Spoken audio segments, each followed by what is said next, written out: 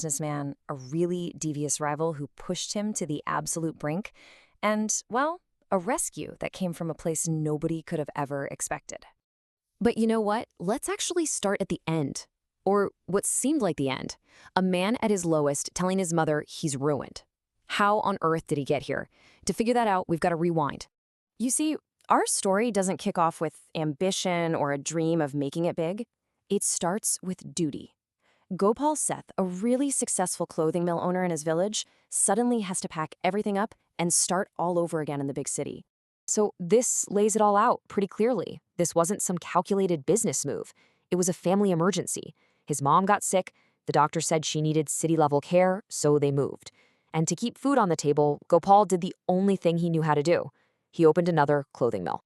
And boy, was he good at it. I mean, with his experience and the quality he was putting out, his new business was a hit, like right away.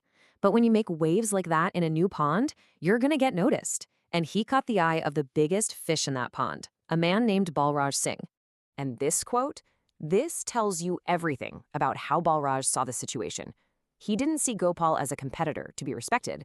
He saw him as this little guy from the village who was now getting too big for his britches, challenging him on his own turf.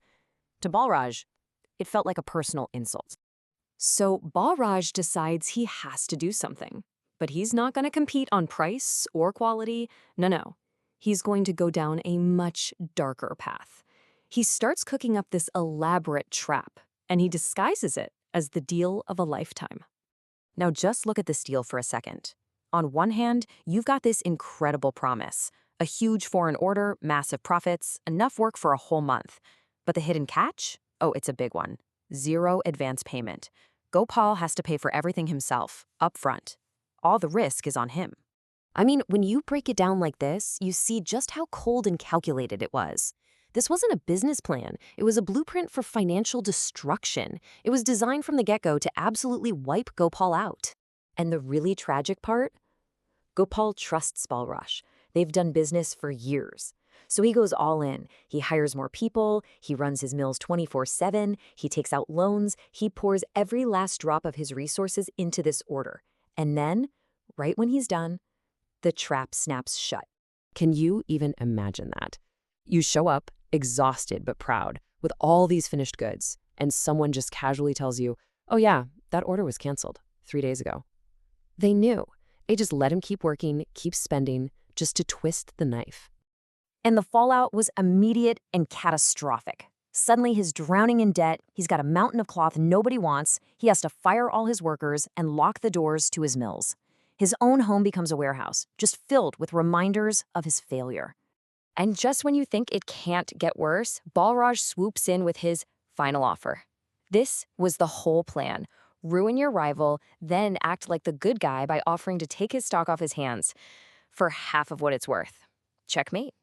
So at this point, Gopal is broken. His business is gone, he's out of options, and his house is literally overflowing with cloth. Every single traditional business move has failed him, but the solution, the answer, was about to come from somewhere he could have never, ever imagined. And really, you have to ask, is this it? Is this how the story ends? Trapped by a ruthless competitor? In a world that's changing too fast?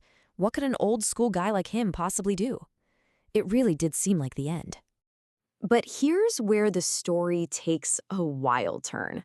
Because where Gopal saw piles of failure and debt filling up his house, his granddaughter, Shagun, she saw content. She just starts pulling out her phone and making these short little videos of the beautiful fabric and posting them online. And what happened next was just incredible. Those little videos went viral. All of a sudden, hundreds of people are seeing this cloth, commenting on how beautiful it is and asking, hey, can I buy some?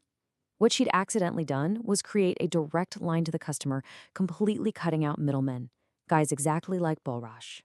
This chart just says it all, doesn't it? The old way of doing business? Dead. 0. But this new channel, selling directly to people online through lots of small, profitable sales, it was growing. Slowly but surely, they were clawing their way out of the hole.